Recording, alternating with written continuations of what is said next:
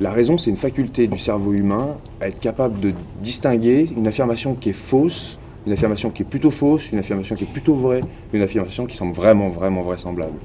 C'est une capacité de l'esprit humain qui est assez bien partagée et qui est très efficace. On s'en sert tous les jours, même à son insu. L'esprit critique, la pensée critique à proprement parler, il s'agit plutôt d'un attirail d'outils qu'on met à disposition pour pouvoir trancher quand il y a plusieurs hypothèses qui se présentent face à des phénomènes ou à des théories un peu étranges sur lesquelles on voudrait se positionner. Et donc c'est une gamme, c'est un art, certains appellent ça l'art du doute, c'est un ensemble de techniques mises à disposition et qu'on peut enseigner. Et c'est pour ça qu'on parle de pensée critique en termes d'enseignement. On propose des petits outillages simples, faciles, appropriables pour que les gens puissent arriver à faire leur choix en connaissance de cause vis-à-vis de ces hypothèses. La pensée matérialiste, il y a un problème de termes. Très souvent, on pense à l'image du matérialiste comme celui qui aime bien amasser des gains, de l'argent, des matières, quoi, du matériel. Mais c'est pas du tout ça. En philosophie, on appelle matérialiste une position qui dit qu'on ne postule pas des choses qui ne relèvent pas de la matière, que toutes les formes diverses de la matière, que ce soit des ondes, que ce soit des molécules ou des choses très concrètes. Et on ne postule pas des entités bizarres comme l'âme ou des choses un peu insaisissables comme les anges, comme les fantômes, comme les esprits. On essaye toujours de se ramener à une lecture matérialiste de la science, on pourrait dire une lecture laïque de la science, parce que si on accepte qu'il y ait des choses qui ne soient pas appréhendables par une investigation scientifique, de fait, si on fait un trou dans cette démarche-là, si on accepte qu'il y a des choses qu'on ne regardera pas sous l'œil scientifique, n'importe quoi d'autre peut se greffer. Si on accepte l'âme, par exemple, on est obligé d'accepter les fantômes, on est obligé d'accepter les ectoplasmes, on est obligé d'accepter les licornes, on est obligé d'accepter tous les animaux fabuleux dont on n'a pas de preuve. À partir du moment où on fait un trou dans cette démarche, c'est un peu fichu. Donc c'est un matérialisme, ça fait un peu savant, mais on dit matérialisme méthodologique. On ne sait pas s'il n'y a pas autre chose ailleurs qui ne soit pas explicable, on ne sait pas s'il n'y a pas des choses qui traînent qu'on ne pourrait pas appréhender, mais dans la démarche, en tout cas, la science, elle est obligée de faire comme ça, de fonctionner sur des choses tangibles qui reposent sur des faits, sur des phénomènes et pas juste sur des vues de l'esprit. Le monde scientifique et le monde de la connaissance scientifique et de la démarche scientifique et le monde des théories un peu étranges s'entrecroisent de plein de manières différentes. Déjà parce qu'elles sont intéressantes, donc elles stimulent toujours l'imaginaire, donc on a toujours envie, implicitement, on se dit tiens, pourquoi pas. Et elles s'entremêlent aussi parce que la prétention de départ, elle est de type scientifique. On nous dit mais ça marche. Voilà, si ça marche, très bien, on n'a qu'à regarder. Et de deux choses l'une, soit on isole quelque chose d'extraordinaire, et c'est parfait, c'est génial, tout le monde est content, on a une connaissance nouvelle, et c'est déjà arrivé dans l'histoire des sciences qu'on découvre, on doutait de quelque chose, et puis on le vérifie. Et le cas peut-être le plus sympathique à raconter en histoire des sciences, c'est peut-être l'histoire tragique de ce médecin Semmelweis, qui était le seul à réussir à abaisser le taux de fièvre puerpérale chez les femmes qui accouchaient. Dans plein d'hôpitaux, les femmes mouraient en couche, et pas trop chez lui, moins chez lui que chez les autres. Et lui, il s'est dit, tiens, mais en fait, je me rends compte que moi, je me lave les mains à chaque fois avant. Bon, ça fait rire maintenant, mais en 1850, ça faisait pas, l'asepsie, c'était pas connu. Et quand il a proposé ça, personne ne l'a cru. Et il a fallu attendre quelques années pour que les gens reconnaissent qu'en fait, le fait de se laver les mains évitait, en passant d'une parturiente à une autre, de transmettre des germes potentiels de la maladie. Donc en fait, la démarche scientifique est un outil pour éclairer des choses parfois nouvelles. Et donc il faut être, quand quelqu'un vient avec une théorie bizarre, moi j'ai dit, bah, bienvenue, venez, on va regarder, vérifions. Soit ça marche si on est content, soit, et c'est la deuxième chose, soit ça marche pas, et il faut le dire. Il faut le dire de manière à ce que les gens puissent se faire une opinion éclairée là-dessus. Après ça, les gens font bien ce qu'ils veulent. S'ils choisissent, par exemple sur la radiesthésie, s'ils regardent le corpus de faits qu'il y a à l'appui de la radiesthésie, et qu'ils se font une opinion éclairée là-dessus, et qu'ils choisissent la radiesthésie, grand bien leur face.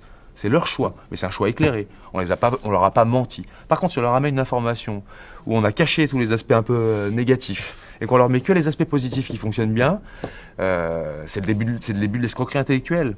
Et il faut se battre contre ça. Donc l'idée, c'est de publier, en fait. Publions les résultats. Donc la science s'entremêle avec ça. La science s'entremêle avec ça parce que on peut vérifier ces affirmations-là.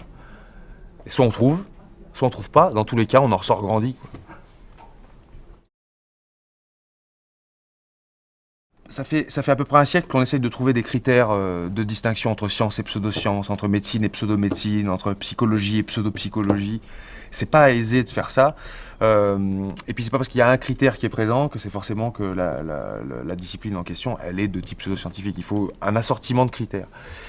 Si on prend le cas par exemple des thérapies, qui est un cas qui est très très répandu, l'adhésion à des thérapies qui sont parfois extraordinaires, parfois complètement incroyables et parfois très très dangereuses.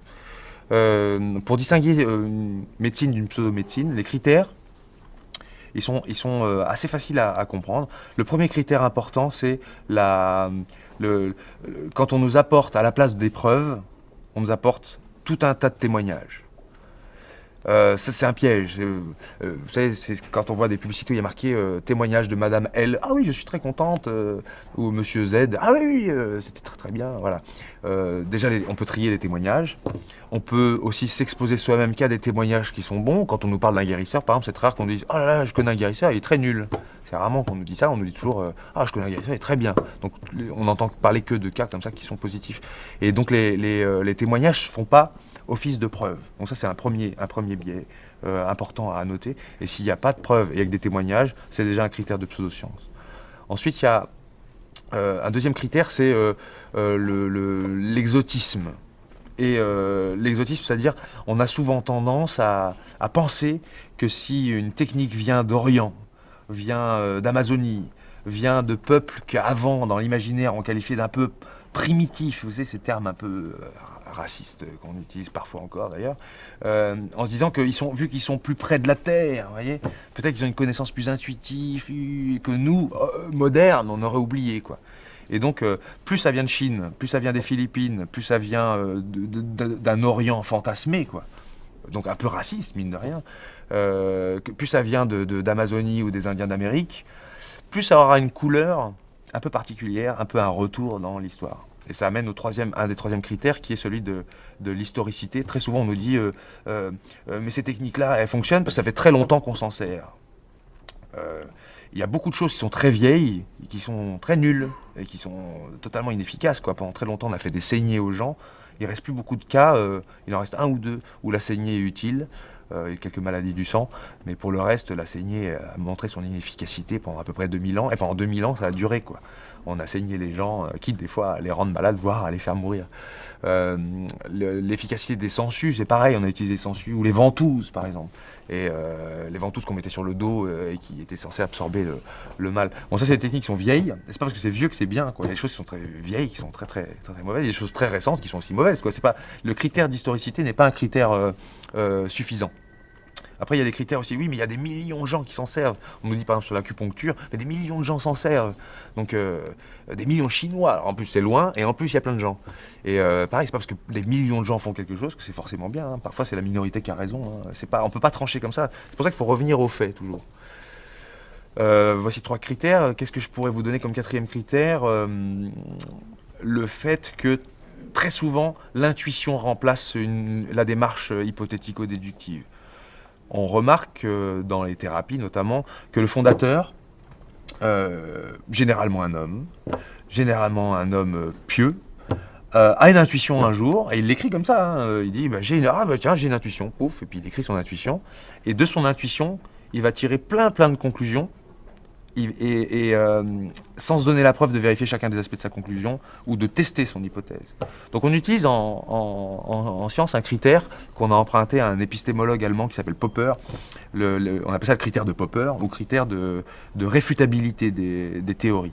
On dit qu'une théorie, pour être scientifique, c'est pas le seul ingrédient d'une théorie scientifique, mais l'un des principaux, il faut qu'une théorie, elle soit pas irréfutable. Si elle est irréfutable, c'est-à-dire que normalement une théorie, elle doit vous proposer une possibilité de dire qu'elle est fausse. Si vous défendez la théorie de la gravitation, par exemple, vous dites tiens, la théorie de la gravitation, on considère qu'elle est vraie jusqu'au jour où vous prendrez un caillou, et puis au lieu de tomber, il se mettra à monter. Là, on dira ah tiens, il y a un phénomène qui ne rentre pas dans la théorie, donc il faut que je revoie la théorie. Soit il faut que je la bricole, soit il faut qu'on en change complètement, parce que ça n'explique plus tout à fait les phénomènes qu'on voit arriver. Bon, pour l'instant, ça n'arrive pas dans la gravitation. Par contre, si on vous dit comme c'est le cas par exemple dans les théories d'obédience psychanalytique. On vous dit, vous n'êtes pas convaincu par la théorie de la psychanalytique, c'est parce que vous refoulez. Le refoulement faisant partie lui aussi de la théorie psychanalytique. C'est parce que vous avez un Oedipe mal résolu. C'est encore partie de la théorie psychanalytique.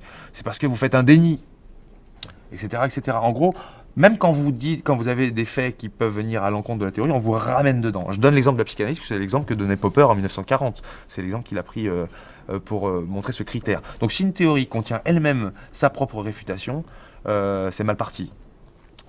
C'est ce qui se passe aussi quand on fait des stages de coaching et de développement personnel, où on vous dit, ou dans certaines sectes, même dans certaines dérives sectaires graves comme celle de Shoko Asahara, qui a donné la secte Aum Vérité Suprême, qui est assez célèbre pour avoir organisé du gaz sarin dans le métro à Tokyo en 1995. Il disait à ses adeptes, travaillez, travaillez, travaillez, vous arriverez un jour à l'éviter. C'est-à-dire flotter dans les airs et tout. Donc il y avait des stages d'entraînement, c'est absolument tragique les stages d'entraînement qu'ils faisaient. Et quand ils réussissaient pas, ce qui était le cas de 100% des adeptes qui étaient là, on leur disait mais c'est parce que tu n'as pas assez travaillé. Et hop, on vous réincorpore encore dans la théorie. Donc on ne peut pas montrer que la théorie de Shoko Asahara est fausse parce qu'elle est irréfutable en soi.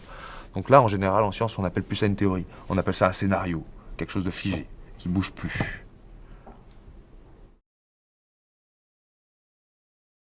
Quand on est face à un phénomène réputé étrange, paranormal, surnaturel, mystérieux, il faut d'abord essayer d'épuiser toutes les alternatives qui permettent de l'expliquer, qu'on a déjà à disposition.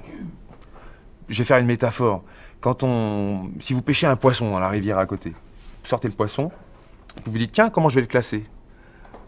On va d'abord regarder dans toutes les autres catégories qui sont déjà créées. On va se dire, tiens, est-ce que c'est une truite, est-ce que c'est une carpe, est-ce que c'est un hareng, est-ce que c'est un poisson, quoi, divers ou variés dans toutes les catégories de poissons. On va pas créer de toute pièce une nouvelle catégorie. Ah tiens, je trouve un poisson, c'est le poisson que Richard a pêché tel jour, quoi. Ça serait complètement, on va démultiplier complètement les catégories, et ça serait quand même une pure perte.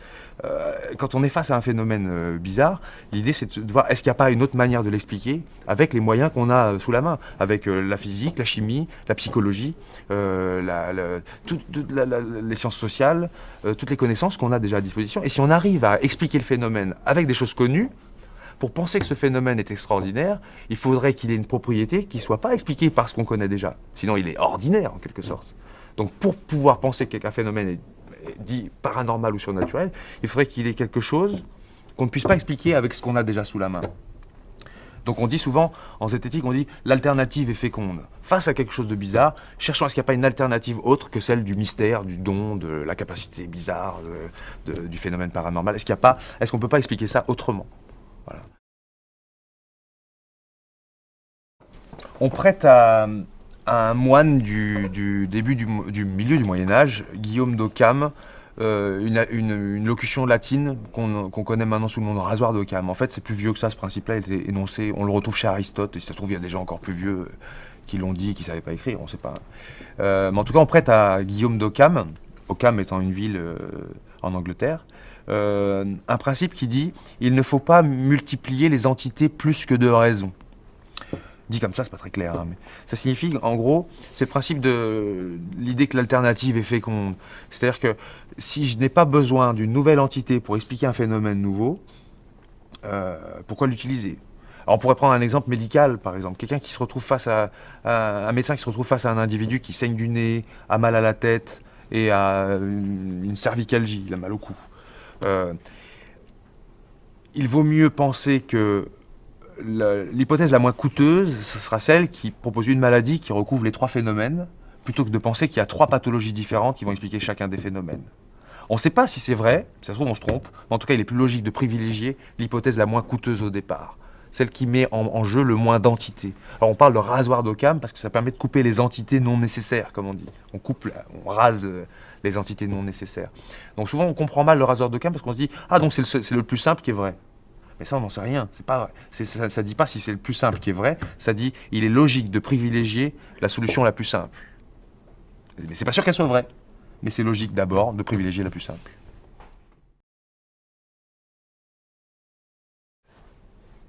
La démarche critique, la pensée critique, tous ces outils-là sont des outils absolument remarquables pour pour passer derrière le paravent des idées reçues sur les questions sociales, et politiques ou économiques. On tire souvent des conclusions très hâtives sur des populations. On tire des conclusions hâtives sur les différenciations entre les sexes. On tire des conclusions hâtives sur la différenciation entre les peuples. On tire des conclusions sur, par exemple, on essaie de traiter la délinquance. Prenons l'exemple de la délinquance. On dit, la délinquance, voilà déjà un mot. Si on a une démarche critique, zététique là-dessus, on se dit, bon, délinquance, qu'est-ce que ça veut dire, quoi? C'est faire un acte délinquant. Mais alors, qui qualifie l'acte de délinquant? Qu'est-ce que c'est? Est-ce que voler du pain quand on veut nourrir ses enfants qui crèvent, est-ce que c'est un acte délinquant? En fait, oui, mais vous voyez, tout de suite, moralement, pourtant, ça peut justifier, quoi. Donc, déjà, le mot délinquant contient déjà une part d'effet impact, comme on dit. Donc c'est classé déjà comme pas bien. Alors on se dit les délinquants. Donc la personne, c'est pas elle a fait un acte délinquant, c'est elle est délinquante. Donc elle est en tant que telle un délinquant. On a essentialisé le problème, c'est devenu un délinquant. Et après la question c'est qu'est-ce qu'on en fait? Et en général on l'enferme, on le met en prison, on le punit, on le châtie, sans se poser la question de qu'est-ce qui a été la cause de tout ça. Regarder les ramifications pour traiter la cause en amont, quoi, pour regarder qu'est-ce qui a fait que... Bon, en général, c'est la misère qui pousse les gens à commettre des actes délinquants, c'est généralement ça. Mais ça, c'est pas très vendeur quand on propose ça dans les sphères politiques. On dit, il faut traiter les causes, et les causes, c'est la répartition des richesses dans ce monde, qui est fortement inégalitaire. Je crois que tout le monde peut en convenir sur le plan scientifique. La répartition des ressources, elle n'est pas du tout égalitaire, et il y en a qui spolient d'autres, et tant que ça ne sera pas réglé, il y aura ce problème-là. Mais personne ne peut s'atteler à ça, parce que c'est pas très vendeur, ça. Alors par contre, avoir l'impression de faire des choses efficaces, même à très court terme, en emprisonnant massivement, en faisant déborder les prisons, etc., voilà, on est typiquement dans de la pseudo-science sociale, là. On propose une solution qui n'en est pas une, à un problème qui est mal analysé. Voilà un exemple qu'on pourrait prendre. La démarche critique, elle s'applique à partir du moment où n'importe quelle personne fait une affirmation de type scientifique. Je m'explique. Une affirmation de type scientifique, c'est quelque chose qui peut se vérifier, qui peut être vérifié comme valide ou non valide. Et à partir du moment où quelqu'un fait une affirmation de type scientifique, on a le droit de regarder ça sous l'angle zététique, sous l'angle critique. Et ça peut être des affirmations dans le champ social. Quelqu'un qui vous dit, par exemple, qu'il y a une telle catégorie de personnes qui est plus délinquante qu'une autre, on a le droit d'aller vérifier cette affirmation, de montrer qu'elle est vraie ou qu'elle est fausse. Et généralement, en plus, elle est fausse. Elle participe souvent de préjugés et de stéréotypes. Quand quelqu'un vous dit que tel modèle économique est valide et fonctionne, on a le droit d'aller vérifier. Le citoyen a le droit de se dire, est-ce que je peux vérifier ce qu'on me dit est réel ou non? Dans le champ social, on pourrait prendre comme exemple aussi, en termes de psychologie, par exemple, pendant longtemps, on a considéré que l'autisme était le fait d'un manque affectif lié fortement à la mère. C'était à la maman, quoi. On appelait ça le concept des mères réfrigératrices, qui serait donc, ça serait leur faute si l'enfant développait un autisme. Et cette théorie-là, donc, a été pendant longtemps avancée, sans preuve, et de fait, maintenant, on sait que cette théorie est fausse, on peut vérifier ça, on sait maintenant que c'est faux, et que la composante est fortement génétique. Donc, dans le champ social, il y a des affirmations aussi politiques.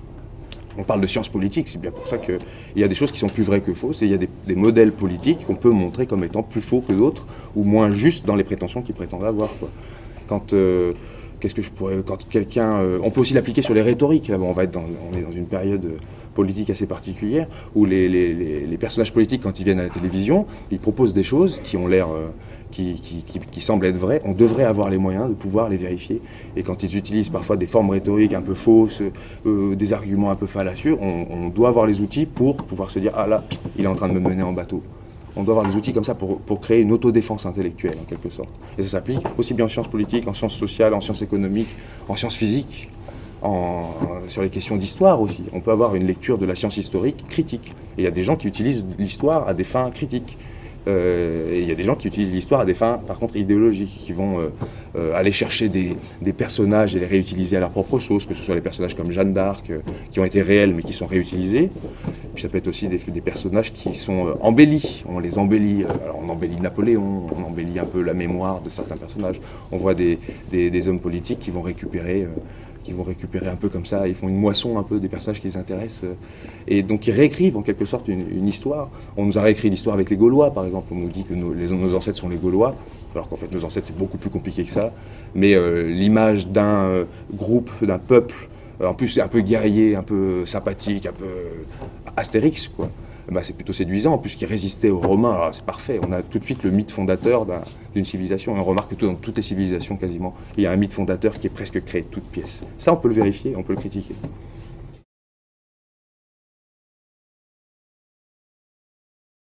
Notre témoignage ne peut pas servir de preuve, en fait. Il faut qu'il soit au moins recoupé plusieurs fois et qu'on ait bien fait. Et puis, il faut les prendre très rapidement, les témoignages, parce que ça s'évapore avec le temps et on a tendance à reconstruire ensuite les souvenirs que l'on a en se replaçant dans la scène et très souvent de manière, en plus, avantageuse pour nous, souvent. C'est pour ça que les souvenirs d'enfance sont souvent un peu mieux dans notre esprit que ce qu'ils ne sont en réalité. On a tendance à réécrire un peu notre histoire. Donc notre cerveau recompose, notre cerveau trie, notre cerveau recompose, et ce qui reste à la fin, c'est pas toujours tout à fait exact par rapport à ce qui s'est réellement passé sur la scène. Qu'est-ce qu'on peut en déduire de notre vision du monde, notamment sur le plan sociopolitique? Sur le plan sociopolitique, on fait un peu le même genre de tri. On aura tendance à trier les cas qui vont dans le sens de ce qu'on aime bien. On appelle ça la validation subjective. Ça fait une psychologie qui porte un nom un peu générique. Comme ça, la validation subjective, on aura tendance à ne chercher que les cas qui vont dans le sens de ce qu'on aime bien. Si vous aimez bien une technique kinésithérapique, par exemple, vous aimez bien, voilà, vous avez tendance à valider tous les cas de gens qui vous diront que cette technique, elle est bien. On n'ira pas chercher la contradiction. Notre cerveau ne va pas chercher la contradiction. Il y en a qui appellent ça aussi le biais de confirmation. On aime bien chercher la confirmation aux choses auxquelles on croit. Donc ça marche pour quand on adhère à une théorie comme ça, mais ça marche aussi dans le champ sociopolitique. On a tendance à, quand on est par exemple de gauche, on a tendance à écouter les arguments de gauche, à pas trop écouter les arguments de droite, à lire que de la presse de gauche. Ça, c'est un autre phénomène qu'on appelle l'exposition sélective. On a tendance à ne lire que les choses qui confirme ce à quoi on adhère, quoi.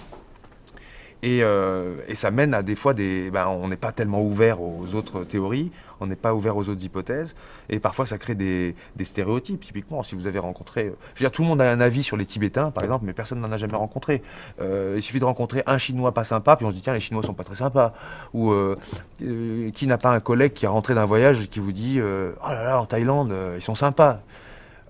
Mais on ne se rend pas compte qu'en fait, les Thaïlandais qu'on a rencontrés sur place, déjà, généralement, c'est dans un contexte de tourisme, donc ils ont tout intérêt à être sympas parce qu'on on vient avec notre pouvoir d'achat.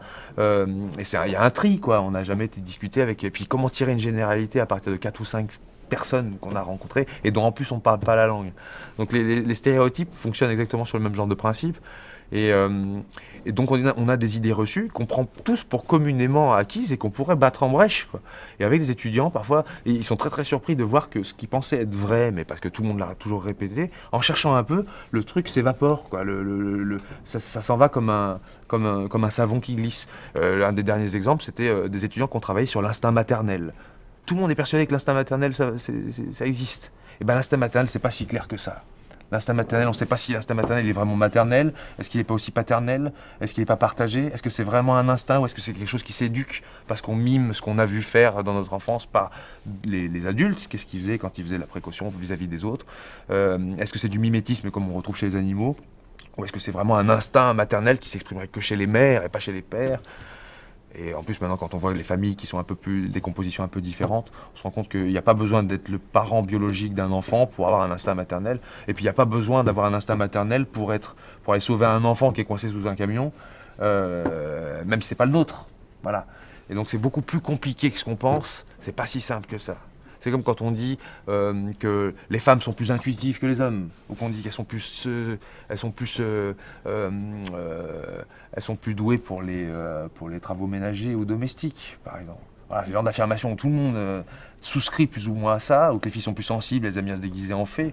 Parfois, il faut remonter un peu derrière ça et se rendre compte qu'il y a une construction sociale qui est à l'œuvre, notamment le fait que il suffit de rentrer dans un magasin de jouets pour se rendre compte que la construction sociale commence très très tôt. Et c'est ça qu'on peut regarder. Ne pas se baser sur les idées reçues qu'on a de manière générale sur la société, sur les groupes sociaux, les préjugés raciaux, ce genre de choses. Essayer de remonter aux sources, quoi. On nous dit toujours que les Noirs courent vite. Est-ce qu'ils courent réellement plus vite que... Qui va vérifier que les Noirs courent plus vite? C'est parce que juste on regarde que les meilleurs sprinteurs au monde en ce moment sont Noirs qu'on conclut que les Noirs courent vite. Est-ce qu'il faudrait conclure aussi que les Noirs skient pas? Parce qu'on n'en voit pas beaucoup sur les podiums de ski. On voit bien qu'il y a d'autres paramètres qui sont en jeu. c'est pas sur le Kilimandjaro qu'on peut faire du ski, ni sur le Piton de la Fournaise, quoi. Donc il y a d'autres choses qui se jouent et puis il y a des voilà, c'est souvent multiparamétré, c'est plus complexe. Le monde est finalement plus complexe et plus beau et plus multiparamétré que ce qu'on pourrait penser. Il faut bien comprendre une chose, c'est qu'un individu, c'est quelqu'un d'assez composite. Et on peut avoir une démarche tout à fait rationnelle dans le cadre de notre travail, dans notre labo, dans ce qu'on fait, quand on fait un choix je sais pas, de tapisserie, on peut faire des choix tout à fait rationnels ou éclairés en fonction des critères qu'on a choisis. Et c'est pas pour autant que notre personnalité ne contient pas aussi des bribes de ce qu'on appelle l'irrationalité. Et l'irrationalité, c'est pas quelque chose de mal, hein. C'est ce qui fait qu'on tombe souvent amoureux, souvent pour des raisons qu'on ne maîtrise pas. C'est ce qui fait qu'on aime un poème ou qu'on aime un film ou qu'on a une sensibilité. C'est aussi des principes irrationnels qui nous font parfois adhérer à des causes ultimes ou à des causes supérieures. Et c'est pas mal en soi, ça c'est pas un problème. Et souvent, ça cohabite avec une démarche scientifique qu'on a tous plus ou moins quand on veut sortir d'une pièce, on choisit de passer par la porte. C'est une démarche hypothético-déductive qui nous a mené à choisir de passer par la porte plutôt que d'essayer de passer à travers le mur. On sait d'expérience que de passer à travers un mur, ça marche pas très bien. Et donc on a souvent tendance à se dire, bon, il y a des individus rationnels, puis il y a des individus qui sont plutôt irrationnels. Mais c'est pas tout à fait vrai, hein. On est tous un peu irrationnels à certains moments. Quand on voit les probabilités qu'il y a à gagner au loto, on pourrait se demander, mais quel est l'intérêt de jouer au loto, à part vouloir payer un impôt indirect en plus? Il n'y a pas vraiment de raison. D'ailleurs, c'était une très très bonne idée pour l'État de lancer la loterie nationale. Ça leur permet de faire un gain assez monstrueux. Alors pourquoi on se soumet à ça, en fait? Vu que la probabilité est super faible de gagner, pourquoi on se soumet à ça? En plus, les gens commencent à avoir cette notion de probabilité. Ils savent bien qu'ils ont peu de chances de gagner. Si on veut comprendre ce phénomène, je crois qu'il faut faire une analyse un peu plus sociale de la problématique. Pour beaucoup de gens, il semble que le moteur essentiel, ce soit l'idée que c'est peut-être la seule possibilité qu'ils ont un jour de devenir riches, tout simplement. Autant la prendre, puisque c'est la seule qu'ils ont. Pour beaucoup de gens qui jouent, ils vont pas reprendre des études, ils vont pas changer de classe sociale, ils vont pas créer une entreprise qui d'un seul coup va faire une start-up énorme qui va générer plein d'argent. Donc ils se disent, bon, est-ce que j'ai beaucoup d'autres solutions? Autant tenter celle-ci. Finalement, c'est pas si coûteux par rapport au rêve que ça me donne, quand bien même je l'aurai jamais. On paye cette part de rêve, mais de la même façon que parfois on paye une part de rêve en achetant un voyage sur la base d'une simple publicité, hein. La publicité, c'est le même principe, hein. On paye une part de rêve, quoi. Et c'est pas idiot, quoi, de jouer au loto. C'est pas idiot. On gagnera pas, mais ça génère ça aide à vivre. Alors après, on pourrait se dire, politiquement, on pourrait se dire, bon, il y aurait peut-être d'autres moyens, quoi. C'est-à-dire peut-être se battre pour une répartition des richesses plus juste. Il y aurait peut-être d'autres méthodes un peu plus révolutionnaires ou plus actives pour rétablir un peu une équité dans la répartition de l'argent. C'est la méthode la plus conservatrice, en fait. C'est celle où on se dit, bon, bah, allez, je tente ma chance et si je l'ai pas, tant pis, les choses sont comme elles sont, quoi.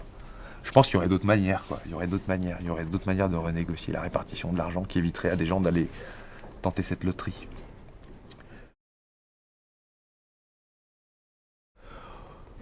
Sur l'expérience du Monty Hall, ce qu'on peut tirer, c'est que notre intuition, là encore une fois, n'est pas très bonne guide et qu'on a des intuitions de type statistique qui sont souvent fausses. On a souvent tendance à penser que des choses qui ont une petite probabilité ont une plus grande probabilité que ce qu'elles ont réellement. On amplifie les petites probas, on diminue les grandes probas, on a tendance à mal apprécier les processus de choix. Alors dans le cas du Monty Hall, par exemple, on a l'impression que ça ne changera rien qu'on nous donne ou pas une porte. Et en fait, si, ça change quelque chose et on augmente sa chance en changeant de sujet. Et c'est complètement contre-intuitif. Bon, ça nécessite un travail, mais c'est un travail qui n'est pas très très coûteux en fait. Si on le prépare et si on l'enseigne, après ça on est prévenu et on ne tombe pas dans les pièges, quoi. Notre cerveau n'est pas très bon pour faire des calculs. Il n'est pas très très très bon. Il tire des généralités très rapidement, il coupe à la hache. En fait, c'est une école d'humilité, hein, l'esprit critique. Hein. Se dire, en fait, dans quelle mesure mon cerveau est-il capable de me tromper et m'amener à penser que des choses sont vraies alors qu'elles ne le sont pas. Effectivement, la science, elle ne peut pas tout expliquer. Certains disent pour l'instant. Et encore, on ne sait même pas si plus tard, la science pourra tout expliquer, on n'en sait rien. Mais en tout cas, la science n'a pas pour but de tout expliquer. Si on prend bien à la base, je parle de la démarche scientifique, elle a juste pour but de décrire le monde tel qu'il semble être. Voilà. Donc on va essayer de décrire le monde tel qu'il semble être. Mais pour ça, il faut regarder les phénomènes qui nous arrivent. On ne va pas spéculer sur le sexe des anges, quoi. On va discuter des phénomènes qui nous arrivent. Et très souvent, dans les théories un peu bizarres qu'on nous amène, on nous dit oui, mais voyez, c'est pas reconnu parce que les faits ont, parce que la science a peut-être pas encore découvert les raisons qui font que. Peut-être. N'empêche que le problème est souvent dans le phénomène de départ. Il nous manque le phénomène de départ. On est prêt à se pencher sur une capacité de sourcellerie le jour où quelqu'un vient avec une vraie capacité qu'on a pu montrer de non-sourcier. Avant de construire une théorie là-dessus, il faut d'abord avoir les phénomènes. Remontons au phénomène d'abord. Et si le phénomène est là, alors là, je peux vous dire qu'on sera nombreux à s'y intéresser, c'est évident. Le jour où on arrivera à mettre en évidence une capacité extrasensorielle, mais on sera des dizaines de milliers à vouloir bosser là-dessus, c'est certain. Mais ce qui manque, c'est le principe de départ, quoi. C'est l'élément de départ, c'est le phénomène. Remontons au phénomène, toujours. Et donc la science, peut-être un jour, mettra en évidence une capacité de sourcier, mais il faudrait encore qu'il y ait une capacité là qu'on puisse voir, quoi, qu'on puisse tester, vérifier, qui ne soit pas due à autre chose, quoi.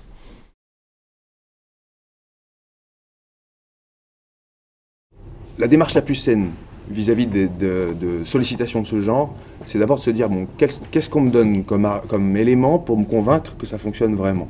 Comment je peux remonter à la source? Sur quelle base de preuves je vais adhérer à ce qu'on me dit? Imaginez qu'on vous propose les services d'un radiesthésiste, par exemple. Quels sont les moyens que j'ai pour choisir entre un bon radiesthésiste et puis un mauvais radiesthésiste? Sur quels critères je vais pouvoir choisir? Demander ça, c'est comme demander à choisir entre un bon et un mauvais garagiste, quoi. Il devrait y avoir des moyens de vérifier la prétention qu'a la personne, ce qu'elle nous propose. C'est le service après-vente, normalement. C'est juste légitime de demander ça. Donc la première réaction que je proposerais, c'est demandons-nous pourquoi je vais donner mon crédit à cette théorie plutôt qu'à telle autre. Quelle est la source de ça? Quel est l'échantillon de preuves qu'on a là-dessus? Et quels sont les moyens que je peux avoir pour distinguer entre un bon, quelqu'un d'efficace, et quelqu'un de moins bon, quelqu'un de moins efficace? Et là-dedans, on est déjà dans une démarche scientifique.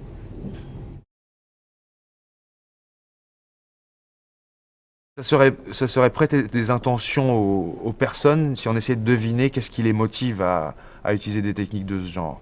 Évidemment, pour certaines d'entre elles, il s'agit d'un aspect de l'appât du gain compte. Mais on se rend compte qu'il y a pas mal de gens qui demandent pas d'argent. On se dit, mais qu'est-ce qui les motive alors? Qu'est-ce qui les motive à défendre quelque chose qui n'a pas un corpus de preuves et qui peut éventuellement mettre en danger ou mettre en soumission des gens qui sont en face d'eux? On se rend compte que c'est surtout le capital symbolique, comme diraient les sociologues, quoi. C'est le capital symbolique que ça donne. D'un seul coup, alors que vous étiez peut-être quelqu'un qui n'avait pas un statut forcément glorifiant, vous n'étiez pas très content de votre travail, ou c'était pas très gratifiant, et d'un seul coup, vous devenez le thérapeute du coin, vous devenez le voyant du coin, vous devenez le guérisseur du coin.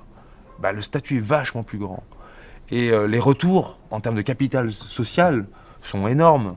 Les gens parlent de vous, ils se communiquent votre adresse, alors que si vous étiez un obscur secrétaire quelque part, personne n'allait parler de vous comme ça, quoi. Vous avez un statut un peu différent. Et c'est largement plus important. J'ai bien l'impression, chez les personnes que j'ai rencontrées, c'est plus important cette composante-là que l'aspect vénal, l'argent, quoi.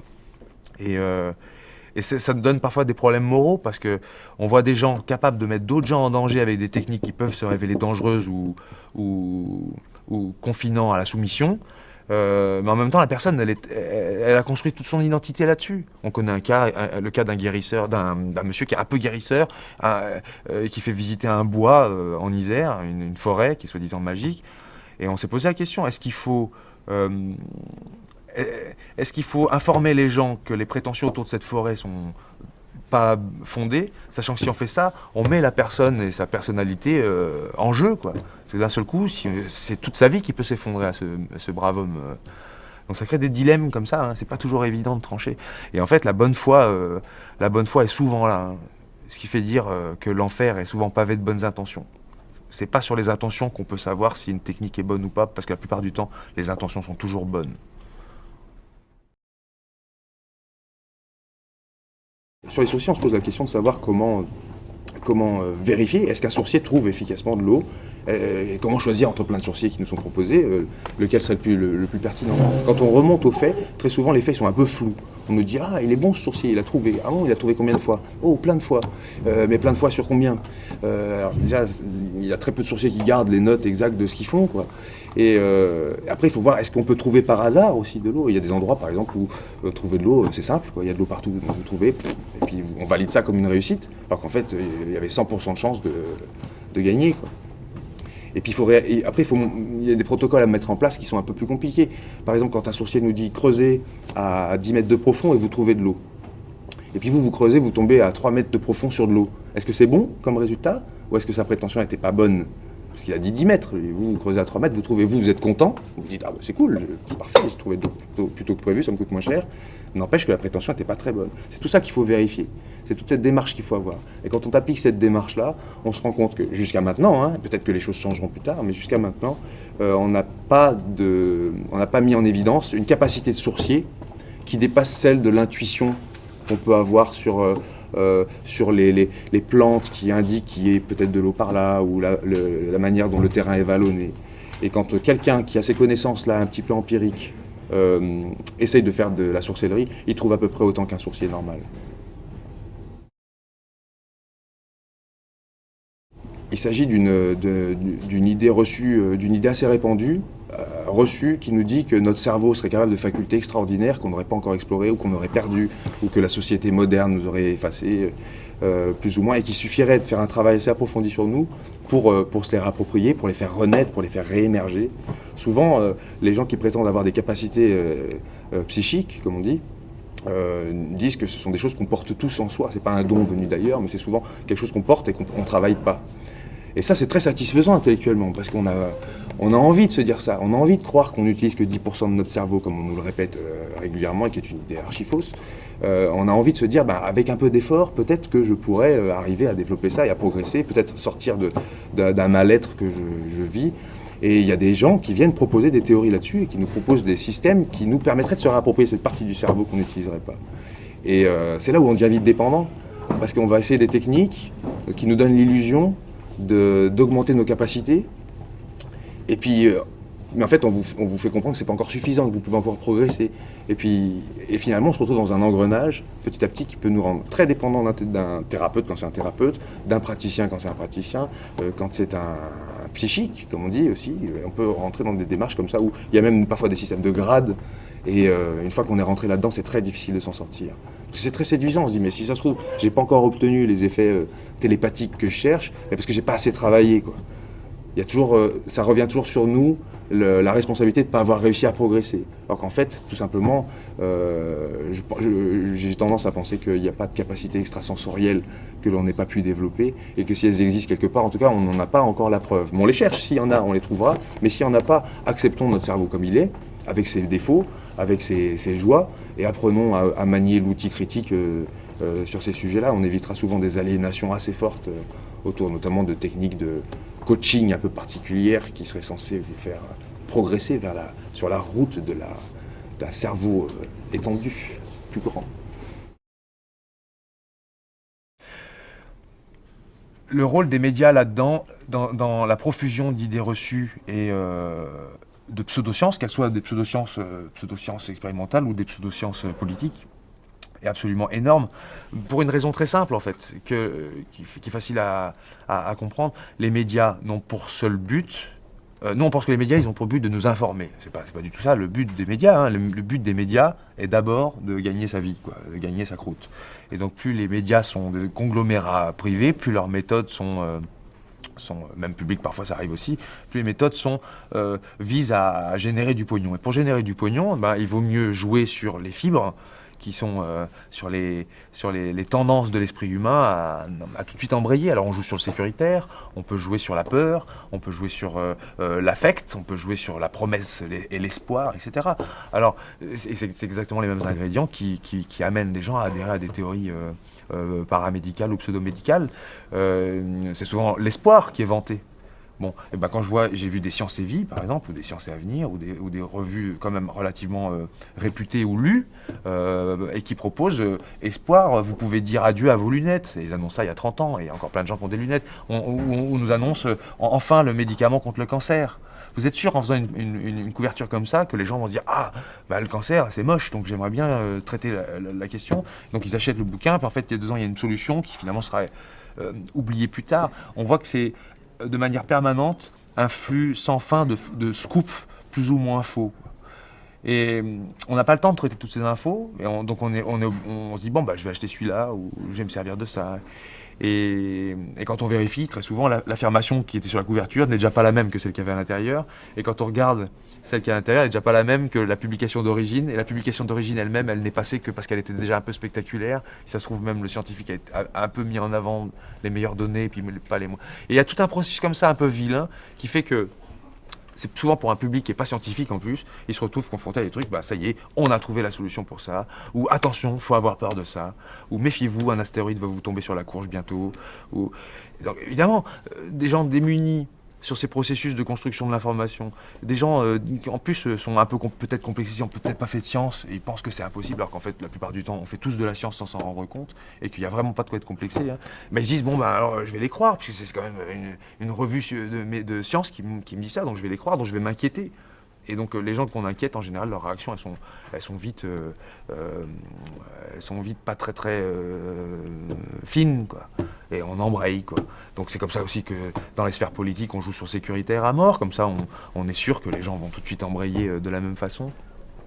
Et alors on se dit des fois, oui, mais les médias, ils n'ont pas une pensée homogène. Non, mais en fait, c'est les ressorts qui stimulent l'esprit humain, ils sont pas très nombreux, donc ils jouent tous à peu près sur la même chose. Un jour, une boîte de production me contacte et me dit, voilà, on a un phénomène qui nous est relaté, l'histoire d'entités extraterrestres qui viendraient, qui auraient violé une personne, voilà, pendant la nuit. Bon, histoire que je connaissais, histoire qui a fait l'objet de bouquins, qui est connue depuis une trentaine d'années, etc., etc. Elle me dit, voilà, est-ce que vous avez connaissance de cas comme ça? Est-ce que vous avez une alternative explicative à ce phénomène-là? Et je dis, au labo du sommeil, à Grenoble, sont assez bien décrites ce qu'on appelle les paralysies du sommeil, dont certaines d'entre elles recoupent à peu près toutes les caractéristiques qu'a vécu la personne. Alors, pour parler de ce cas-là précisément, on ne peut pas, il aurait fallu être sous le lit, puis être là à ce moment-là. Donc, mais en tout cas, de manière générale, les gens qui relatent l'impression que quelqu'un est allongé sur eux, ils ne peuvent pas bouger et pourtant ils sont réveillés, et ben ça on sait le décrire maintenant scientifiquement parlant. Ça porte annonce à des syndromes différents qui portent, on se réveille, on a l'impression qu'il y a un poids, c'est une illusion en fait, et puis on est en atonie complète, on n'arrive pas à bouger ses membres, on ne peut pas bouger quoi. Donc quelqu'un qui ne sait pas que ça peut lui arriver, quand il vit ça, il est terrorisé quoi. Il peut avoir un moment de peur assez intense. Et alors j'explique ça aux journalistes, et le journaliste il me dit ah oui mais là si je dis ça, moi dans mon reportage je coule le sujet. Je dis comment vous coulez le sujet? Il dit bah oui, après c'est fini, y a plus, si on arrive à expliquer ça comme ça, il n'y a plus de paranormal quoi. Je dis ouais, mais vous avez quand même un devoir d'informer les gens qui sont en souffrance par rapport à ça. C'est-à-dire que c'est quand même plus joyeux de se dire tiens, j'ai une paralysie du sommeil comme à peu près une personne sur 6 ou 7 dans ce bas monde, au moins une fois dans sa vie vivra ça. C'est plutôt rassurant de savoir ça plutôt que de se dire que c'est peut-être un extraterrestre qui vient me violer la nuit, quoi. C'est quand même important de le dire aux gens pour qu'ils soient pas, qu'ils puissent. Puis s'ils veulent vraiment croire à l'extraterrestre, c'est leur problème après. Au moins ils ont des alternatives. Le type il m'a dit ah ouais mais moi ça m'ennuie, ça tue mon sujet, salut. Voilà. Et donc l'info est pas passée. L'info n'est pas passée. Et pourtant, il en va de la... C'est presque de la santé publique parfois, ce genre d'informations. Il faudrait les donner, quoi. Et là, le rôle des médias est assez sournois. Alors, je parle même pas des cas où les médias sont complètement instrumentalisés pour mettre en scène des départs pour la guerre, par exemple. Des exemples de faux, où là vraiment ce sont des faux de type scientifique. Hein. On peut prendre l'exemple du rapport de Tony Blair sur les armes de destruction massive en 2003-2004, où a été plagié un dossier d'étudiants, enfin, une histoire quand même minable. Dans les années 90, en 1990, peut-être vous connaissez l'affaire Naïra, l'histoire de cette jeune koweïtienne qui était venue témoigner devant une commission au Congrès états-unien pour pour expliquer que les Koweïtiens qui venaient d'être envahis par les Irakiens avaient été témoins de soldats irakiens qui enlevaient les bébés des couveuses et les jetaient par terre. Et donc elle témoigne en larmes, la jeune fille, elle s'appelait Naïra, elle explique ça, elle a 20 ans, quoi. Elle dit qu'elle est infirmière, qu'elle a fait ça, et qu'elle a vu ça, et que c'était horrible, et que vraiment les Irakiens sont des monstres, etc. etc. Et il a suffi d'une petite enquête. Alors ça suffit pour émouvoir toute la population états-unienne qui pourtant n'était pas très chaude pour retourner partir en guerre, surtout après le Vietnam, tout ça. Bon, ils n'avaient pas tellement envie. Et là, tout le monde embraye, tout le monde dit c'est inadmissible, c'est sordide, c'est affreux. George Bush Senior qui vient, qui dit oh, c'est inadmissible, regardez Naïra, c'est inadmissible, il faut aller en guerre. Tout le monde part en guerre. Voilà. Sauf qu'on se rend compte après qu'en fait, non seulement cette jeune fille koweïtienne, bon, elle n'était pas au Koweït du tout, on s'est rendu compte qu'elle s'appelait Naïra, c'était la fille de Nasir al-Sabah, l'ambassadeur du Koweït aux États-Unis. Elle n'avait pas été au Koweït.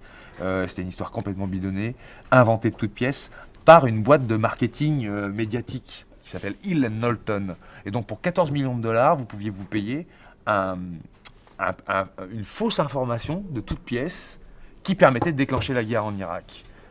Extraordinaire quand même, non? C'est-à-dire que vous pouvez construire un mensonge scientifique, sociopolitique, à 14 millions de dollars, et qui peut avoir des conséquences désastreuses pour des milliers et des milliers d'êtres humains.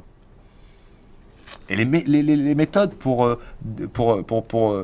casser ces mensonges-là sont exactement les mêmes que celles qui permettent d'analyser si une théorie est valide ou pas en sciences expérimentales. C'est la même chose. Vérifions la source, qui dit quoi, sur quelle base, quels sont les faits de départ, etc. etc.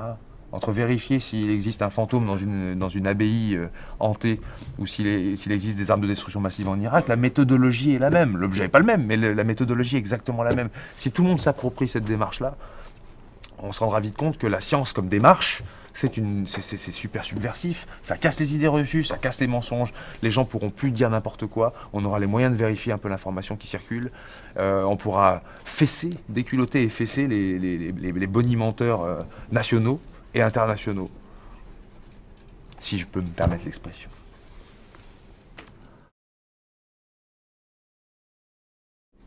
Les croyances en ces phénomènes-là ne sont pas du tout liées à une question d'instruction. On s'est rendu compte dans plusieurs études différentes, surtout dans les années 70, où ça a été un peu le moment où on s'est posé la question, mais comment se fait-il que des gens vachement instruits soient capables d'adhérer, notamment à cette période où il y avait des tordeurs de métaux, des psychokinètes, des gens qui déplaçaient des objets à distance. Comment ça se fait que des gens qui n'ont pas fait d'études embrayent pas forcément, et comment se fait-il que des gens qui ont fait plein d'études peuvent parfois embrayer? Et c'est là où on s'est rendu compte que la différence entre science et pseudoscience, elle méritait d'être enseignée parce qu'en fait, elle n'était pas contenue dans l'enseignement basique des individus. Et il y a eu quelques tests qui ont été faits par des sociologues sur, en fonction de la période, de la quantité de contenu scientifique qu'on a absorbé dans le cours de son éducation, est-ce qu'il y avait une tendance à moins adhérer ou plus adhérer à des théories bizarres. Et en fait, c'est pas très clair, mais on voit que c'est pas les gens qui ont fait le plus d'études qui ont le plus tendance à adhérer à des techniques bizarres, mais c'est pas non plus ceux qui en ont fait le moins. Il y a une sorte ça fait un peu une cloche, quoi. Vous avez Et par contre, il y a des catégories socio-professionnelles qui semblent être plus représentées, quoi. Si j'en crois les études de Bois et Michelat aux alentours des années 2000, il semble qu'il y ait des professions comme ça qui soient un peu plus enclines à adhérer à des techniques que d'autres. Et il y a des hypothèses là-dessus, mais elles sont sous forme d'hypothèses. Donc une hypothèse, ça mérite d'être démontré. Je lance ça en l'air. Il semble que ce soit les catégories socio-professionnelles qui sont un peu en souffrance vis-à-vis de leur statut, qui ont tendance à aller chercher un autre domaine d'expertise, assez facilement appropriable. On remarque que, par exemple, chez les infirmiers et les infirmières, peut-être parce qu'ils sont assujettis à une soumission dans l'ordre médical, à des médecins qui ont un pouvoir un peu démesuré par rapport à eux, c'est l'occasion, ces petites techniques-là, de se réapproprier un savoir qui est à eux et qui leur donne la possibilité d'être un peu prescripteur. On voit que chez les instituts aussi, surtout chez les instituts qui... il y a des instituts qui sont très bien là où ils sont et ils sont très contents de faire ce qu'ils font, qui est un métier absolument merveilleux d'ailleurs, mais il y a des instituts qui sont déçus de ne pas avoir réussi à passer un certificat qui leur permettait d'être enseignants supérieurs ou enseignants du secondaire, et le vivent mal. Et est-ce que c'est ça ? C'est mon hypothèse, c'est une des hypothèses qui est défendue par d'autres personnes aussi. Est-ce que c'est cette souffrance sociale-là qui fait qu'on se dit, tiens, je vais m'approprier un autre domaine à côté. En plus, c'est souvent assez rapide à s'approprier. Et on devient très rapidement un deuxième professionnel, quoi. On a une deuxième petite profession qui peut rapporter ou non, hein. C'est l'hypothèse sociale que je fais. Je ne sais pas si elle est vraie. Le temps nous le dira peut-être.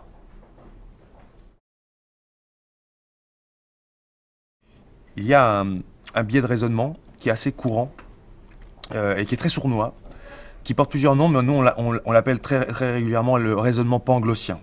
Du nom de Pangloss, ce personnage du livre Candide de Voltaire, personnage qui était prof alors si je me rappelle bien, de métaphysico, cosmo, théologico-niglologie, je crois bien. Il enseignait à Candide une mode d'appréciation du monde, qui était assez particulier. Il disait, tu sais, tout ce qui t'arrive, c'est bien, tu vois, en soi. Le monde tel qu'il est le meilleur des mondes possibles. Madame la baronne est la meilleure des baronnes possibles.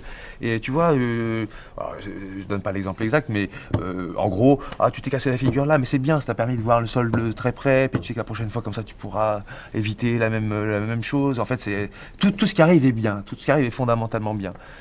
On désigne, nous, derrière le raisonnement panglossien, un biais c'est facile à illustrer avec vous imaginez un tireur à l'arc qui ferme les yeux, qui tire sa flèche, elle part se planter dans un arbre, et après coup va dessiner la cible autour de sa flèche. Voyez, et il va dire, regardez, je suis vachement fort, quoi. En fait, on raisonne à rebours vers une cause possible. Exemple. C'est un raisonnement qu'on retrouve très souvent chez les gens qui défendent le scénario créationniste et qui nous disent regardez, l'œil humain est trop complexe pour pouvoir être explicable autrement que par l'idée que quelqu'un a voulu que ça arrive un jour. Sinon, on n'aurait pas pu arriver à tout ça. Les gens vous disent le panda est tellement extraordinaire, tellement bizarre dans son milieu, tout ça, que c'est. En plus, il a un estomac bizarre, il a des doigts bizarres, il mange des feuilles bizarres, il est tout bizarre. Bon. Comment expliquer qu'il soit là ? Il faut bien qu'il y ait eu quelque chose, soit une volonté programmante, soit un dessein intelligent, une vision cosmique qui a poussé à ça, soit un dieu qui permettrait Et c'est des raisonnements comme ça où à rebrousse-poil, on tient ce discours-là. Le problème, c'est que ce discours-là, en fait, c'est un raisonnement après coup, où on peut se dire, l'humain, regardez, l'humain est la pyramide de l'évolution, c'est nous qui sommes en haut, tout a conspiré pour qu'on arrive à ça. Mais en fait, si on raisonne comme ça, le ver de terre, il peut faire la même déduction. On peut dire, regardez, en 2012, moi, le ver de terre, je suis là, hein, et tout a conspiré pour qu'on arrive à moi. Et puis la laitue pour avoir le même argument, le panda aussi. Et en fait, c'est un raisonnement en fait, qui pourrait être appliqué par tout le monde. C'est un peu ce qu'on retrouve dans le loto quand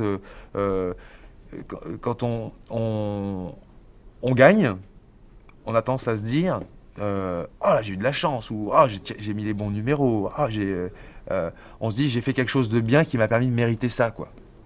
Vous voyez ? Alors qu'en fait, la probabilité que quelqu'un gagne n'était pas faible, c'était le fait qu'elle tombe sur nous qui était faible. Donc à la fin, quelqu'un allait gagner, et de toute façon, il allait tenir ce discours-là. Donc c'est les gagnants qui parlent, en fait. Les gagnants disent oui, j'ai beaucoup de mérite, oui, voilà. Et en fait, on raisonne à rebours comme ça. C'est un travers qui arrive très très souvent. Le cold reading, c'est une méthode, lecture à froid, on appelle ça aussi. C'est une méthode qui est assez facile à s'approprier et qui donne l'impression qu'on est capable de dire des choses sur les individus quand on les a en face de nous. Et il y a plusieurs particularités à cette technique-là qui vraiment nous convaincraient que la personne en face de nous, elle est en train de lire en nous, elle est en train de nous donner des informations sur nous. Alors, il y a plusieurs techniques. Il y a des techniques du type faire des phrases floues, avec des descriptions un peu positives de vous, mais suffisamment floues pour que tout le monde puisse se reconnaître dedans. C'est ce qu'on appelle l'effet Forer en psychologie. Alors un exemple de phrase floue, par exemple, c'est vous avez un comportement fort, mais de temps en temps vous doutez. Ça, c'est tout le monde, quoi. C'est vous, c'est moi, c'est à peu près tout le monde. Ou vous aimez les relations sincères. Voilà, genre de phrase qui donne tout de suite envie d'aller, oui, c'est vrai, j'aime bien les relations sincères, j'aime bien avoir des amis. Et ça permet de faire dérouler un discours, après dans lequel on peut aller piocher encore des éléments qui peuvent encore nous donner, et qu'on peut resservir plus tard, et qui nous donnent l'impression qu'on commence à cerner la personne à son insu, quoi. Et ça donne une vraie impression forte de lecture en nous. On a l'impression que la personne, elle lit en nous, alors qu'en fait, la plupart des infos, c'est notre réaction à des phrases un peu creuses qui créent la réaction. Il y a des techniques dites aussi du tir au plomb. balancer des petits plombs un petit peu nébuleux, il y en aura bien un qui touchera sa cible. C'est un peu l'image qu'on utilise. Vous faites des phrases un peu bizarres comme n'auriez-vous pas un rapport avec l'eau ou avec la mer? Ah, c'est pratique la mer, parce qu'en plus vous avez la mer comme la maman, puis vous avez la mer comme l'océan. Et puis qui n'a pas quelque chose qui ferait un sens? Un frère qui habite près de la côte, on est né près de la côte, on aime bien aller à la mer, on va tous les étés à la mer, ou on a un rapport avec notre mère qui est un peu particulier. Voilà le genre de phrase aussi sur lesquelles on peut s'appuyer. Vous avez un rapport particulier avec vos parents. Ça marche que vos parents soient vivants, morts, que ça se passe bien, que ça se passe pas bien. Il est toujours particulier notre rapport aux parents. Donc on a toujours l'impression que c'est convaincant ce qu'on nous dit. Mais c'est vrai, vous avez Ou alors avec les étudiants, un truc qui marche bien, c'est de leur dire vous avez une vie affective très mouvementée. Et en général, oui, quand on a 20 ans, on a une vie assez mouvementée, quoi. C'est assez particulière, quoi. On est souvent un peu perdu. C'est des méthodes comme ça qui donnent l'impression qu'on dit des choses sur les individus, alors qu'en fait, on ne dit rien, on les laisse parler, on reprend ensuite l'information qu'ils nous donnent et on s'en sert. J'ai tendance à penser que ça se passe souvent inconsciemment, tout ça. Enfin, non consciemment. Je dirais que ça se passe non consciemment parce qu'on a l'impression on a l'impression d'avoir de l'intuition quand on utilise ces techniques-là, même sans le savoir. Ces techniques, on utilise sans s'en rendre compte, j'en ai bien l'impression. Hein. Et je pense que beaucoup de voyants et de voyantes sont persuadés de ce qu'ils font. D'ailleurs, je pense que la plupart des gens qui défendent des théories un peu étranges sont persuadés, très sincèrement persuadés de ce qu'ils défendent.